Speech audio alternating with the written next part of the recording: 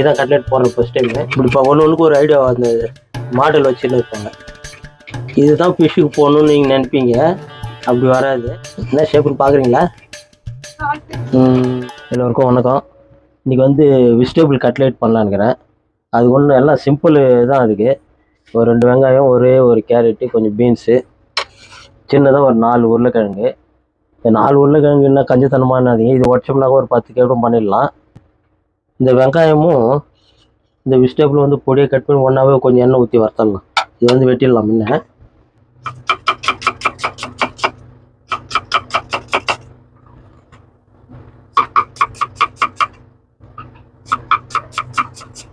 இது வந்து கொஞ்சம் பொடியாகவே வெட்டிடலாம்.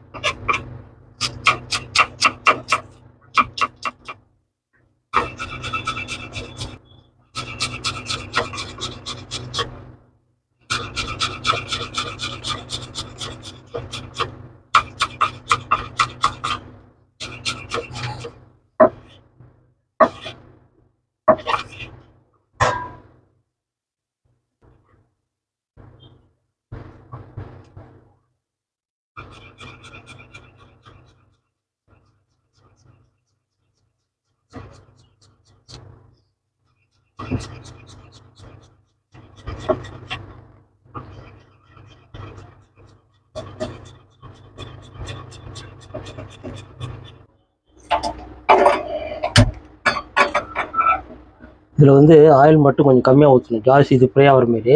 இல்லை கட்லெட்டு உண்டை பிடிக்கும்போது கொஞ்சம் இதாக வராது.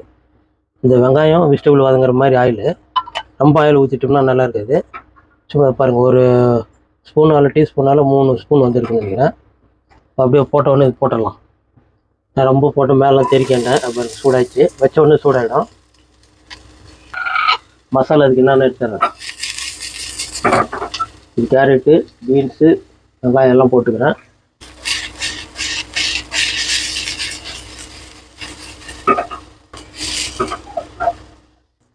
ஆஃப் கலந்து கொஞ்சம் ஆயில் ஃப்ரை ஆகிடும்.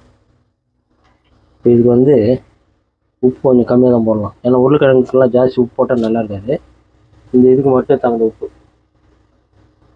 கொஞ்சம் சில்லி பவுட்ரு, கான்டினென்ட்லாம் சில்லி பவுட்ரு வராது, இருந்தாலும் நம்ம கொஞ்சம் சில்லி போட்டுறோம். நீங்களாம் கொஞ்சம் சில்லி கம்மியாக பண்ணிக்கோங்க. கொஞ்சம் தனியாத்தூள் போடுறேன். இப்போ வந்து இதை கலக்கிக்கலாம். ஸ்லோவில் தான் வச்சுக்கிறேன்.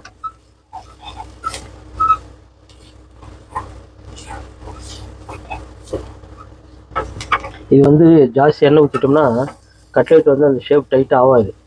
அதனால் இது வந்து கொஞ்சம் நல்லா ட்ரையாக இருக்கணும். இப்போ அது ட்ரையாக இருக்குது உருளைக்கிழங்கு, இதுவும் ட்ரையாக இருந்துச்சுன்னா அப்போ வந்து கட்லெட் ஷேப் நம்ம எப்படி தட்டுற மாதிரி கொல கொலன்னு இருந்துச்சுனாக்கா நல்லா இருக்காது. இது ஃப்ரை ஆகிடுச்சு, போதும், ஆஃப் பண்ணிடுறேன். பொருட்டை வந்து அந்த 4 காமிச்சில் உடச்சி வச்சுக்கிறேன். இப்போ இதை வந்து என்ன பண்ணலாம், இதில் போட்டுருங்க.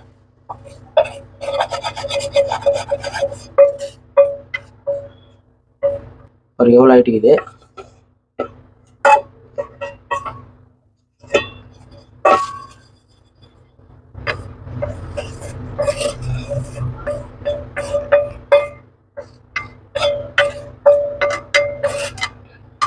பொட்டேட்டோ மேக்ஸ் பண்ணுறதுலாம் இருக்குது, ஆனால் நம்மளுக்கு அது வேலை வீட்டில் இருக்கும்போது ஒன்றும் பிரச்சனை இல்லை. இன்னும் கொஞ்சம் உடையாதுன்னா நல்லா இதில் மிக்ஸ் பண்ணிக்கலாம். இப்போ வந்து இது மிக்ஸ் பண்ணிட்டோம். இது வந்து மைதா போடணும். 2 ஸ்பூன் போடலாம். நான் 1 ஸ்பூனே போதும், நீங்கள் வந்து 2 ஸ்பூன் போட்டுக்கங்க. ஏன்னாக்கா இது வந்து சப்போஸ் வந்துச்சுனாக்கா உங்களுக்கு அது அப்படி என்ன டைட்டில் ஆகுது ஏதாவதுன்னு தெரியாது. அதனால் 2 ஸ்பூன் போட்டுக்கங்க. கூடவே என்ன பண்ணலாம், பிரெட்டு கிராம் வந்து அது ஒரு 2 ஸ்பூன் கலக்குக்கு. இப்போ இது கூட வந்து வேறு எதுவும் வேணாம், இது அப்படியே வந்து உடையாது. இது நல்லா அப்படி மேக்ஸ் பண்ணிக்கலாம்.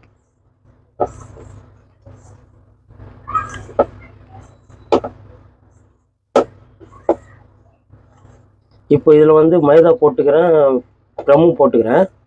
இது வந்து உடையத்துக்கு சான்ஸ் இல்லை. இருந்தாலும் நீங்கள் என்ன பண்ணணும், ஒன்று வந்து ஃபஸ்ட்டு ட்ரை பண்ணணும். போட்டு உடஞ்சிச்சுனாக்கா கொஞ்சோண்டு லைட்டாக முட்டை போட்டுக்கணும்.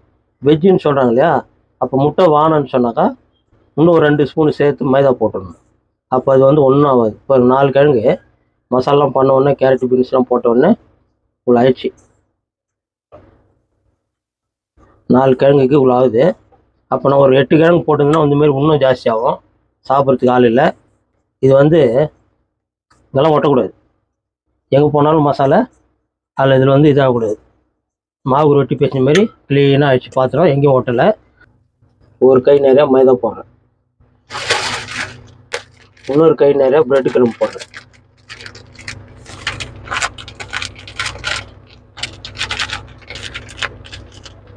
ஒரு கை நேரம் மைதா, ஒரு கை நேரம் பிரெட் கிரம்ப் போட்டுக்கிறேன்.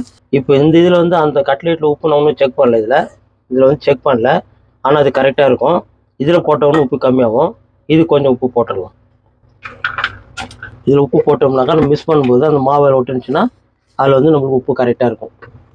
இந்த மாவை வந்து இப்படி மிக்ஸ் பண்ணிக்கலாம். ஒரு பிரெட்டு கலரு கிரம்பு கலர் வேறு இருக்குது, இது வேறு இருக்குது. இப்போ போட்ட உடனே அப்படியே நல்லா ஒயிட் கலராக ஆகிடும். இப்போ பாருங்க எல்லாம் ஒயிட் ஆகிடுச்சு. கிரம்பு கலரே இதில் தெரியல. அப்போ நம்மளுக்கு வந்து கட்லெட் என்ன ஆகும்னா க்ளீனாக இருக்கும். கலரு கோல்டன் கலரில் இருக்கும். இல்லை தீஞ்சு போயிடும். வெஜ்ஜின்றதுனால இந்த நான் மைதாவை கலக்கிறேன். இல்லைன்னா முட்டையில் டீப் பண்ணி போட்டால் சூப்பராக இருக்கும். கொஞ்சம் பேஸ்ட் பண்ணி வெறும் மைதா தான் இது. இதில் எதுவும் போடல. அப்படியே பேஸ்ட் பண்ணிக்குவேன். ஏன்னா அது கட்லெட் வந்து உடையிறதுக்கு சான்ஸ் இருந்துச்சுனாலும் இல்லைனாலும் இந்த கிரம் ஒட்டும். இது போட்டால் தான். இப்போ அப்படியே இதில் கிரம் ஓட்டினோம்னாக்கா அது ஒட்டாது. பேஸ்ட் பண்ணிட்டு போட்டோம்னா தான் கிரம் ஓட்டும். அதுக்கோசரம் தான் அந்த பேஸ்ட் போடுறது. இல்லைன்னா அப்படியே போட்டோம்னா தவாவில் வந்து அதெல்லாம் உடஞ்சிரும். கடாயில் போட்டோம்னாக்கா எல்லாம் உடையும். கொஞ்சம் பேஸ்ட் ஆகிடுச்சு. எண்ணெய் சூடாக இருக்கட்டும். ஒரு 2 போட்டு எடுக்கலாம். வந்து கட்லெட் நம்மளுக்கு எவ்வளோ சைஸில் வேணும் அப்படின்றத பார்த்துக்கலாம். நான் வந்து கொஞ்சம் வீட்டுக்கு தானே சின்ன சின்னதாக தான் பண்ணுறேன். இவ்வளோ சைஸில் பண்ணுறேன். ரொம்ப பெருசாக தான் நல்லா இருக்குது. ஷோ வராது. இதில் வந்து எந்தெந்த விதமாக நம்ம என்ன மாடலில் வேணுமோ அப்படி தட்டிக்கலாம். ஹோட்டல்லாம் வந்து ஒரு கட்லெட்டுக்கு ஒரு ஐடியா வச்சுருப்பாங்க. வெஜ்ஜா ரவுண்டாக இருக்கும், மட்டனா டைமண்ட் மாதிரி இருக்கும், ஃபிஷ்ஷா அது ஒரு டைப்பாக இருக்கும். அதுமாரி எல்லாத்துக்கும் ஒரு டைப் வச்சுருப்பாங்க. எல்லாத்து டைப் இங்கே காமிச்சிடறேன் நான். ஏன்னா நீ தான் கட்லெட் போடுற ஃபஸ்ட் டைமு. அதனால் இந்த கட்லெட் என்னென்ன மாடல் வருதுன்னு தட்டிடுறேன். இந்த மாரி மைதா அதில் எதுவும் போடல. ஏன்னா இது முட்டையில் தான் இப்படி டீப் பண்ணுவாங்க. நான் உங்களுக்கு முட்டை போடக்கூடாதுனால அதை காமிக்கிறேன் பாருங்க. அந்த கிரம்பு வந்து அதில் கொஞ்சம் ஒட்டுணுன்றதுக்காக தான் இது போடுறது. இப்படி போட்டுடலாம்.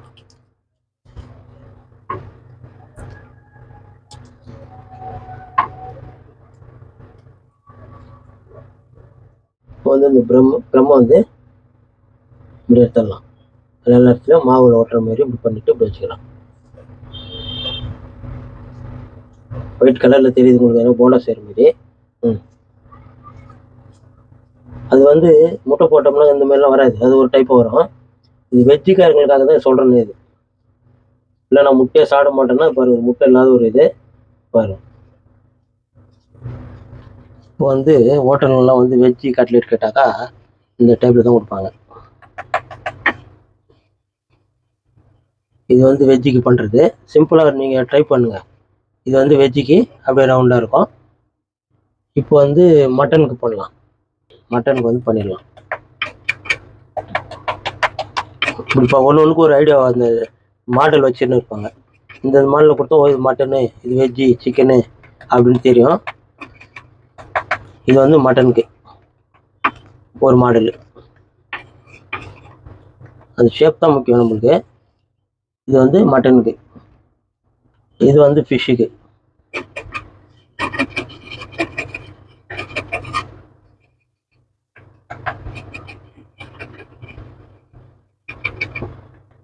ஃபிஷ்ஷுக்கு வந்து இந்த மாடலில் தான் செய்வாங்க. ஏன்னா அது ஃபிஷ் மாடலே இருக்கணும், நீட்டாக வராது. ஒரு கட்லெட் ஒரு டைப்பில் வச்சுன்னு இருப்பாங்க. அந்த டைப் அந்த ஷேப் பண்ணிட்டாங்கன்னா இந்த இதுன்ட்டு வெயிட்டுக்கும் தெரியும், அங்கே எடுத்து போய் கொடுத்தா சாப்பிட்றவங்களுக்கு தெரியும். இது வந்து ஃபிஷ்ஷுக்கு. இப்போ வந்து சிக்கனுக்கு போடலாம்.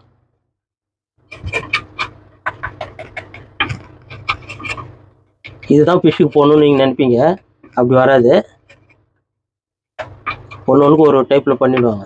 உங்களுக்கு எந்த டைப் வேணுமோ பண்ணி சாப்பிடும். வீட்டில் தானே, அது நம்ம சேலாக பண்ண போகிறோம்.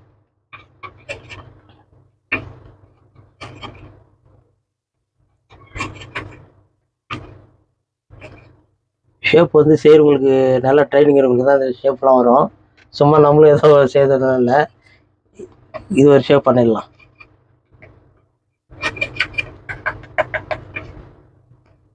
என்ன ஷேப்புன்னு பார்க்குறீங்களா?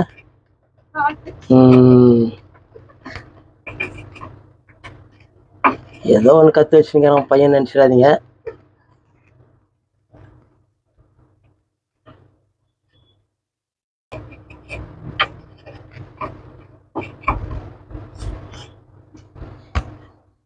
இது 3-4 ஷேப் தான் செய்திருக்கிறேன்.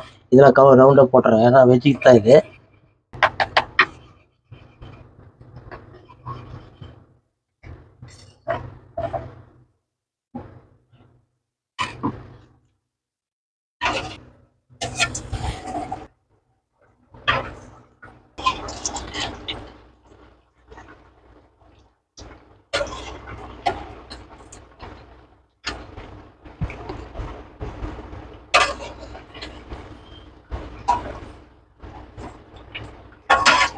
கட்லெட்டு போட்டோம்னா சில இதில் வந்து அப்படியே உடஞ்சி திரி ஆகிடும்.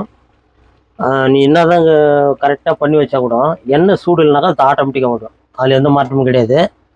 எண்ணெய் வந்து எவ்வளோ சூடு இருக்கும் நம்மளுக்குன்றது ரொம்ப முக்கியம். எல்லாம் ரெடியாக வச்சுக்கின்னு எண்ணெய் சூடு, அப்புறம் ரொம்ப சுட போட்டோம்னாக்கா கலர் இப்படி வராது, கட்லெட் கலர் இப்படி வராது.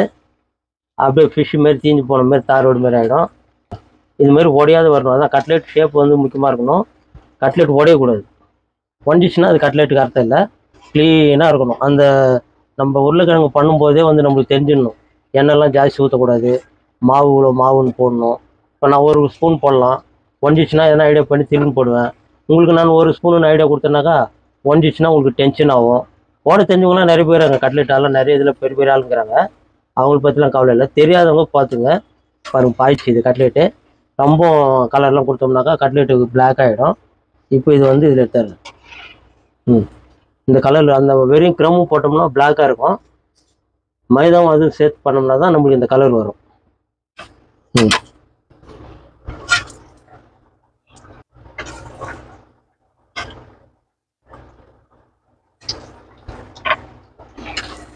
இப்போ இந்த கட்லெட் கூட நம்ம சைட் டிஷ் எதனா வச்சு கொடுக்கலாம்.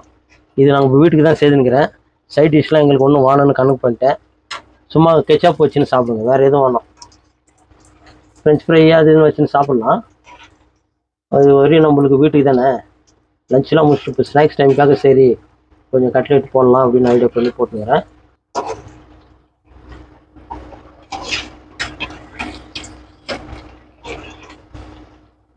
நிறுத்துறேன்.